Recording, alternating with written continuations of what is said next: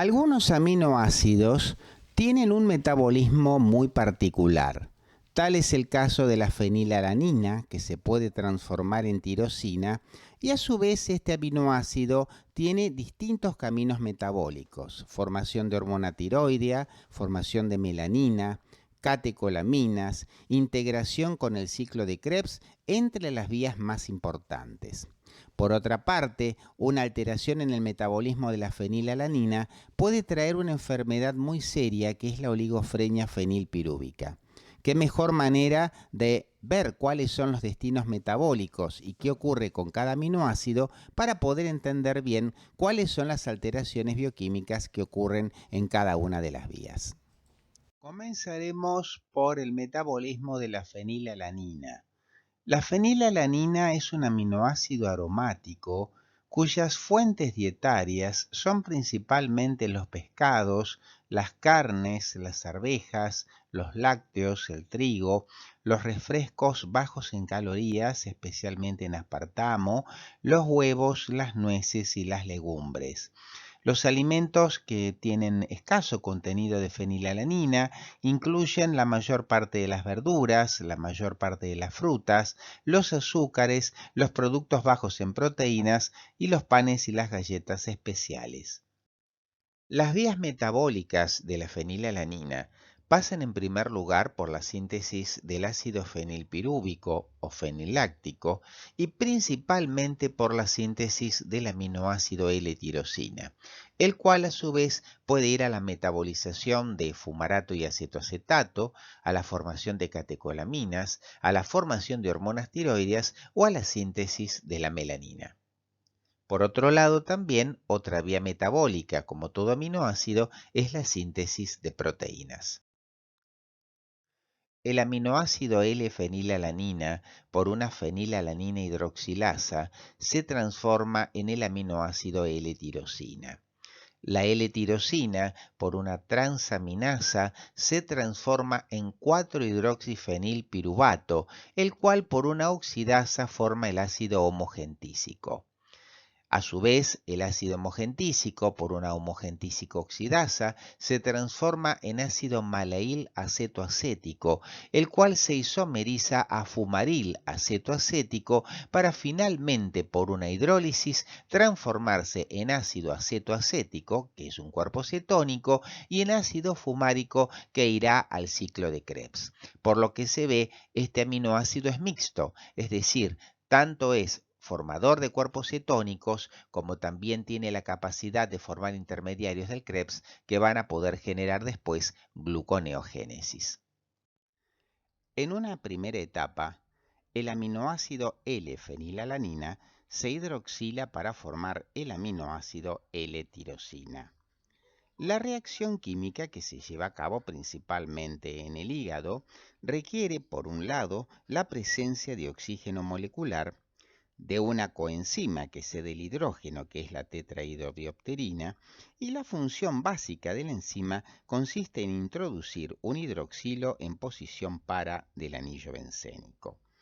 Esta reacción es completamente irreversible y, por otra parte, una segunda enzima, la dihidrobiopterina reductasa, se encarga de regenerar la tetrabiopterina a partir de la dihidrobiopterina y de NAD reducido.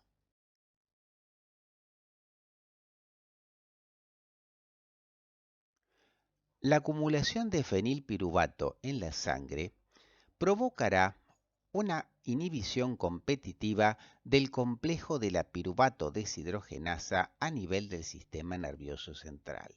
Consecuentemente, habrá una menor actividad del complejo, menor formación de acetil-CoA, el ciclo de Krebs disminuirá su velocidad, lo mismo que la cadena respiratoria, y habrá menor producción de energía.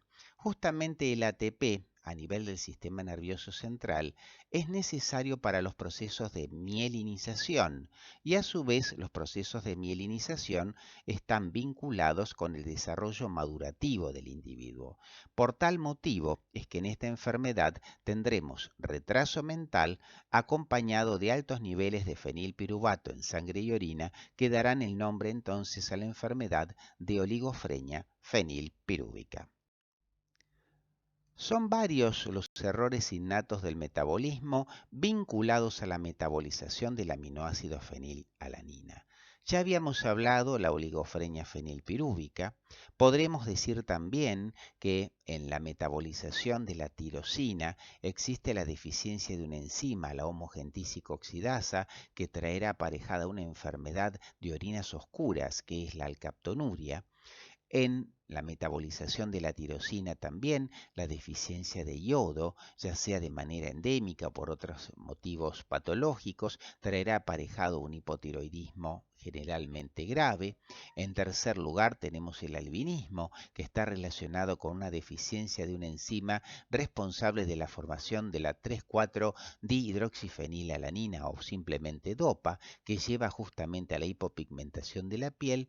Y después van a ver ustedes que a lo largo de las vías metabólicas encontraremos, por ejemplo, la deficiencia de tirosinasa que traerá la tirosinosis, entre otras enfermedades vinculadas al metabolismo de este aminoácido. El tratamiento de la fenilcetonuria implica reducir la ingesta de proteínas, aumentar el aporte de L-tirosina para la síntesis correcta de proteínas y suplementar vitaminas, minerales y antioxidantes, habiendo fórmulas especiales para fenilcetonuria. El vitiligo es una enfermedad genética hereditaria que está relacionada con sucesivas mutaciones en alguna de las enzimas que participan en la síntesis de la melanina. Básicamente, la melanina tiene como precursor al aminoácido L-tirosina y una de las enzimas faltantes es la tirosinasa, que facilita la transformación de tirosina en dioxifenilalanina, simplemente llamada DOPA. Esa DOPA, en sucesivas transformaciones, dopaquinona, cistenildopa, productos intermedios, puede formar alguna de las melaninas, ya sea la feomelanina o la eumelanina, que dan la pigmentación a la piel. En el catabolismo del aminoácido L-tirosina existe una enzima llamada la homogentísica oxidasa, que es la responsable de la transformación del ácido homogentísico, también llamado alcaptona, en ácido maleil acetoacético. Puede faltar esta enzima de manera hereditaria, dando una rara enfermedad que es la alcaptonuria y que se caracteriza por las elevadas concentraciones de alcaptona o ácido homogentísico en sangre y orina, el cual al eliminarse por la orina en contacto con el oxígeno atmosférico forma un pigmento negro que da la característica coloración que tiene la orina de estos pacientes. También la acumulación de la alcaptona en zonas cartilaginosas lleva justamente a una pigmentación negruzca de las mismas, dando una enfermedad que recibe el nombre de ocronosis. Síntesis de catecolaminas. El aminoácido L-tirosina es un precursor para la síntesis de las distintas catecolaminas. Por ejemplo, a partir de la tirosina hidroxilasa puede formarse DOPA. La DOPA por una DOPA de carboxilasa formará la dopamina y posteriormente la dopamina por la dopamina beta hidroxilasa en presencia de vitamina C formará la noradrenalina. En la médula adrenal, gracias a la existencia de una enzima llamada metiltransferasa en presencia de esa adenosilmetionina, la noradrenalina se transformará en adrenalina. En esta diapositiva se puede apreciar cómo se realiza la síntesis de catecolaminas.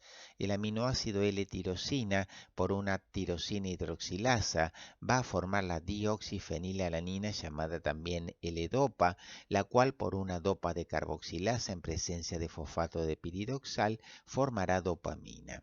La dopamina será almacenada en vesículas de secreción, en la cual se encuentra la enzima dopamina beta hidroxilasa que llevará a la formación de noradrenalina, la que finalmente actuará sobre los receptores postsinápticos tanto de tipo alfa como de tipo beta adrenérgicos. La noradrenalina a nivel en la médula suprarrenal se va a transformar por una metiltransferasa en adrenalina y tanto noradrenalina como adrenalina van a sufrir acción degradativa por medio de dos enzimas que son la monoaminoxidasa y la catecol-oximetiltransferasa. El producto final de la adrenalina, en última instancia, será el ácido vainillin-mandélico, el cual será eliminado a través de la orina. Las catecolaminas secretadas son metabolizadas en los tejidos, principalmente en el hígado, por dos enzimas. Una que está situada en la membrana externa de la mitocondria, que es la monoaminooxidasa, y otra citoplasmática que metila uno de sus grupos fenólicos, la catecoloximetiltransferasa. Como ven ustedes, la adrenalina puede seguir dos caminos. Por la COMT puede formar metanefrina, la cual después por la monoaminoxidasa formar el aldehído mandélico que se elimina por la orina, o bien la vía principal que es a través de la monoaminooxidasa transformarse en ácido mandélico, el cual posteriormente se metila y forma el ácido vainillin-mandélico, que es la principal fuente de excreción urinaria de la adrenalina. La medición del ácido vainillin-mandélico en la orina junto con catecolaminas urinarias puede ser de utilidad para el diagnóstico de un tumor de la médula suprarrenal denominado feocromocitoma, que es causa de hipertensión arterial secundaria. La síntesis de serotonina se hace a partir de un aminoácido aromático que es el L-triptofano. El L-triptofano, por una triptofano hidroxilasa con características muy similares a la hidroxilación de la fenilalanina, se transforma en 5-hidroxitriptofano. Este, por una decarboxilasa en presencia de fosfato de piridoxal, produce la 5-hidroxitriptamina o serotonina, la que posteriormente puede ser metabolizada fundamentalmente por desaminación y oxidación para la formación del ácido 5-hidroxiindolacético, que es el principal metabolito urinario de la serotonina en la sangre. A partir de la serotonina se sintetiza la melatonina, que es una hormona derivada de la glándula pineal y que está regulada por el ciclo circadiano diario de luz y oscuridad y también interviene en funciones de reproducción. La serotonina o 5-hidroxitriptamina se acetila para formar N-acetilserotonina y posteriormente se transforma por metilación en la melatonina. El folículo es la unidad funcional de la glándula tiroides y está formado por una capa de células epiteliales que rodean un núcleo no celular de material proteináceo conocido con el nombre de coloide. La formación de la hormona tiroidea es un proceso complejo y finamente regulado que puede ser dividido con un criterio pedagógico en distintas etapas. Las etapas de la formación y secreción de T3 y T4 son 6.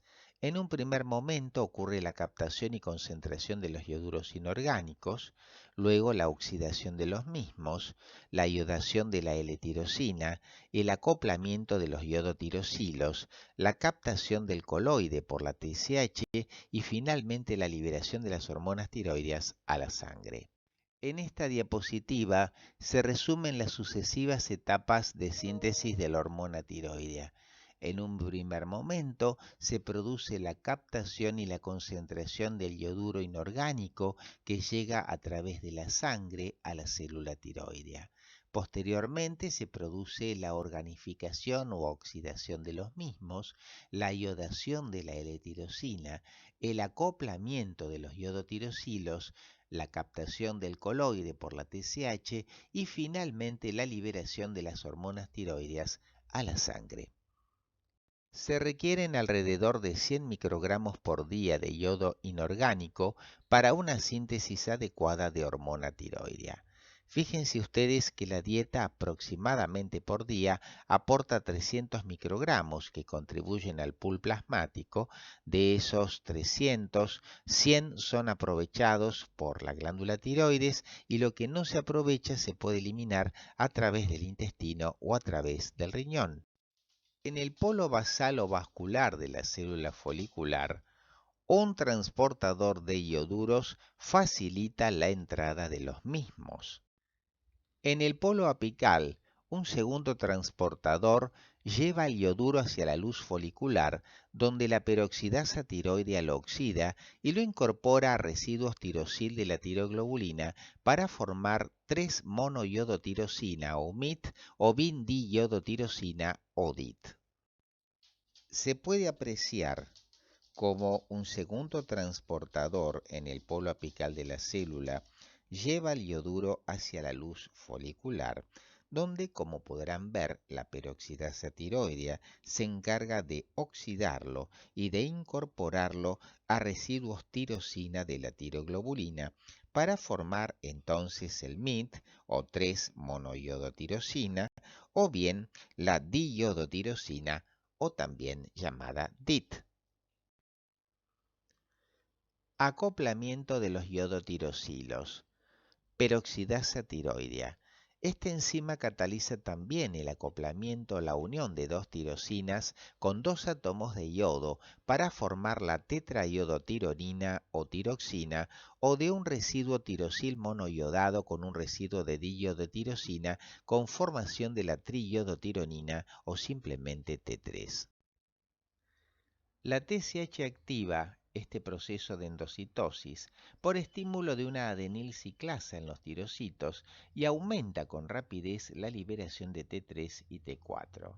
Además, favorece el transporte de ioduros, la síntesis de tiroglobulina y la síntesis de la peroxidasa tiroidea. La tiroglobulina depositada en el coloide folicular contiene una reserva muy importante de hormona tiroidea. Para su liberación se produce la endocitosis del coloide con digestión enzimática de la tiroglobulina y difusión de T3 y T4 hacia el líquido extracelular. Tienen aquí en forma comparativa la estructura de las distintas hormonas tiroideas. La T3 es la 3,5,3' triiodotironina y la T4 es la 3,5,3'5' tetraiodotironina. La T4 es el producto principal de la secreción de la glándula tiroides, pero la T3, formada en mayor medida por desyodación tisular periférica de la T4, tiene una afinidad mayor por los receptores nucleares, lo que hace de esta iodotironina una hormona tiroidea mucho más potente que la T4. Tienen en esta diapositiva el origen y las concentraciones de T4, T3 y T3 reversa respectivamente. La producción diaria de T4 es de 80 microgramos. En el suero tenemos una concentración de 5 a 12 microgramos por decilitro y origen tiroideo el 100%. La T3 tiene una producción diaria de 30 microgramos por día. En el suero la concentración es de 80 a 180 nanogramos por decilitro y fíjense que el origen tiroideo está en tan solo el 15%. En cambio, la T3 reversa tiene una producción diaria de 30 microgramos, en el suero una concentración de 30 nanogramos por decilitro y menos del 10% de la T3 reversa tiene su origen en la tiroides. Distintos factores metabólicos, nutricionales y medicación hacen que los tejidos sinteticen T3 reversa, que es inactiva, en vez de formar T3. Así, regulan el estímulo que reciben por parte de la T4 libre presente en el líquido extracelular de acuerdo con sus necesidades. ¿Qué factores disminuyen la conversión de T4 a T3? Factores fisiológicos, los periodos fetal y neonatal temprano, el ayuno prolongado. Factores patológicos, la desnutrición, enfermedades sistémicas, la insuficiencia renal y hepática e internaciones prolongadas. Otros factores que disminuyen la conversión de T4 a T3 son los factores farmacológicos.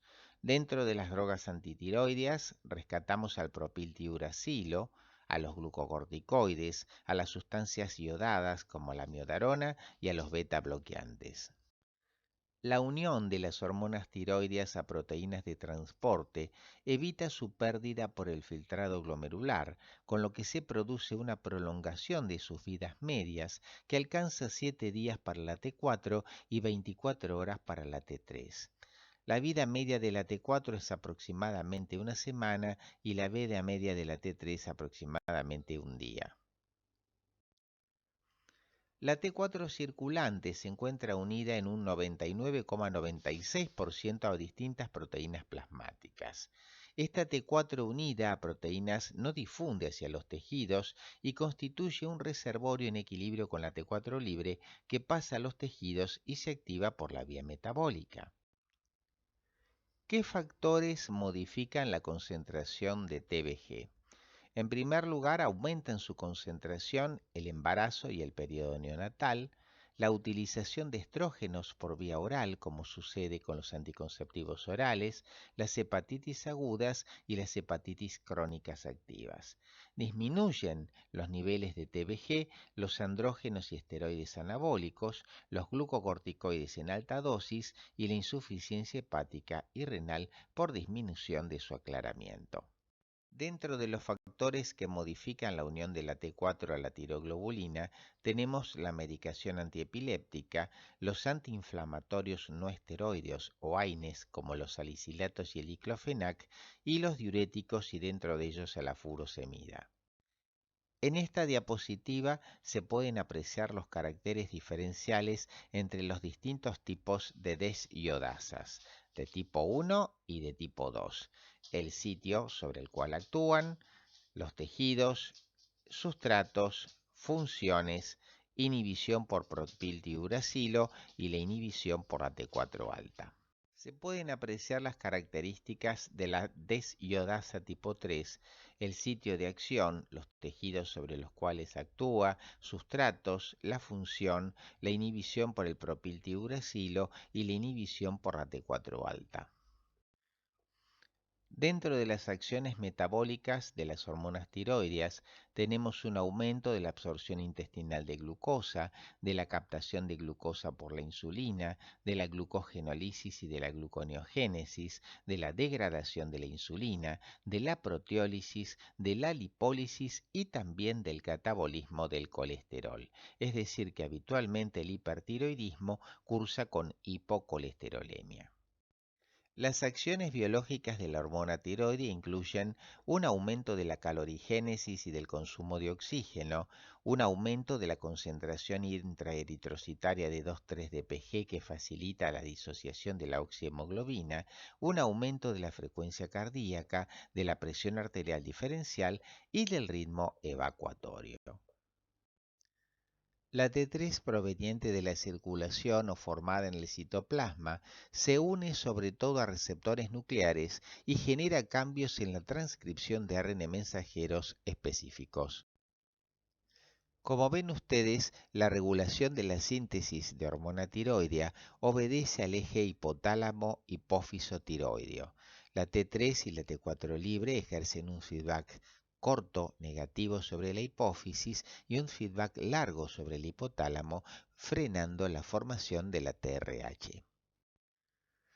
Los niveles intracelulares de T3, provenientes en su mayor medida de la 5' desiodinación de la T4 circulante, constituyen el freno principal para la secreción de TSH. Esta regulación, que se ejerce mediante receptores TRB2, es exquisitamente sensible a las concentraciones circulantes de la T4 libre. Producen una disminución de la secreción de TSH, la somatostatina, la dopamina, las interleuquinas y los glucocorticoides en altas dosis, y un aumento de la respuesta TRH la generan los estrógenos.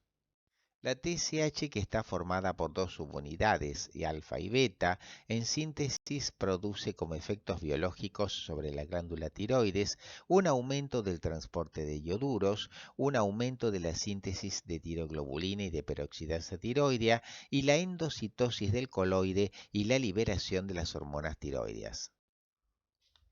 Muchas veces sucede que pacientes concurren a la consulta médica con valores de T3 y T4 normales y valores de TSH aumentados.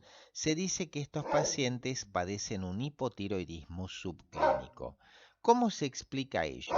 Si ustedes representan en un par de ejes cartesianos en el eje de las abscisas los niveles de T4 libre en nanogramos por decilitro y en el eje de las ordenadas los valores de TSH en 1000 unidades internacionales por litro, podrán apreciar que en la medida que descienden los niveles de T4 libre, aumentan los niveles de TSH.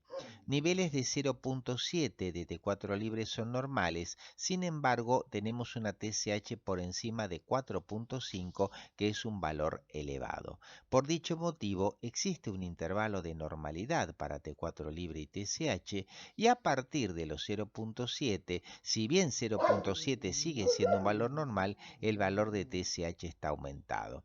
Estos hipotiroidismos subclínicos pueden ser totalmente de laboratorio, es decir, ser asintomáticos, o bien pueden acompañarse con algunos síntomas tiroideos sin llegar todavía al hipotiroidismo clínico propiamente dicho.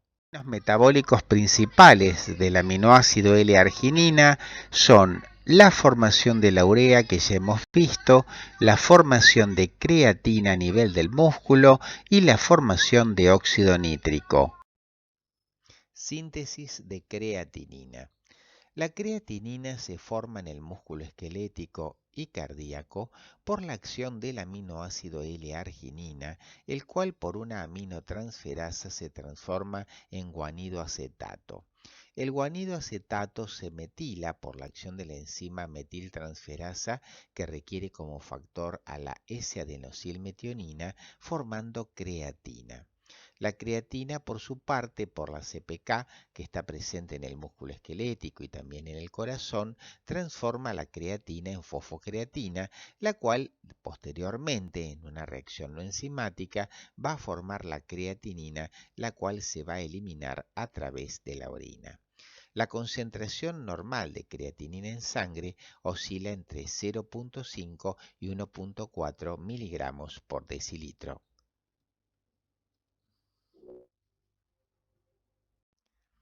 La concentración de creatinina en sangre es un fiel reflejo del filtrado glomerular.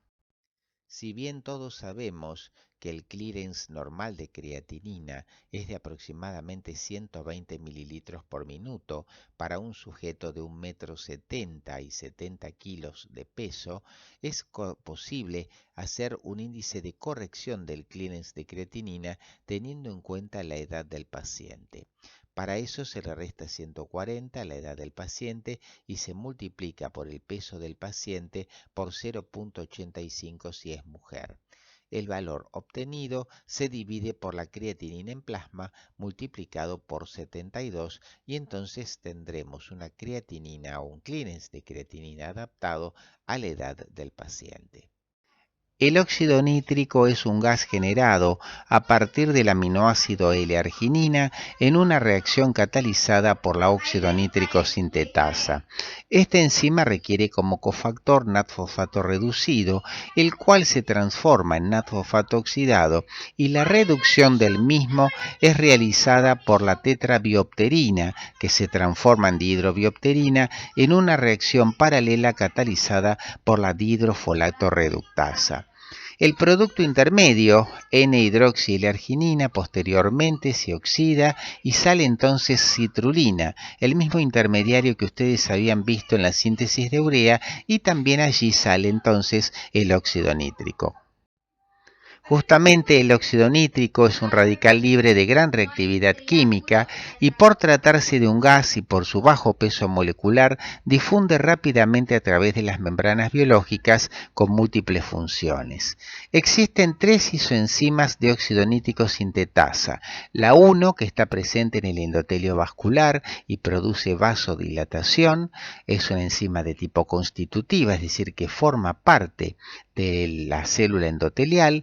La isoenzima 2, que está presente en los macrófagos y que tiene una acción antiinflamatoria y que es inducida justamente por bacterias, virus y en general cualquier agente infeccioso. Y finalmente la isoenzima 3, que está presente en las neuronas y actúa como un neurotransmisor atípico con múltiples funciones a ese nivel. Esta es una enzima de tipo constitutiva a nivel cerebral. Desde ya, muchas gracias por la atención dispensada.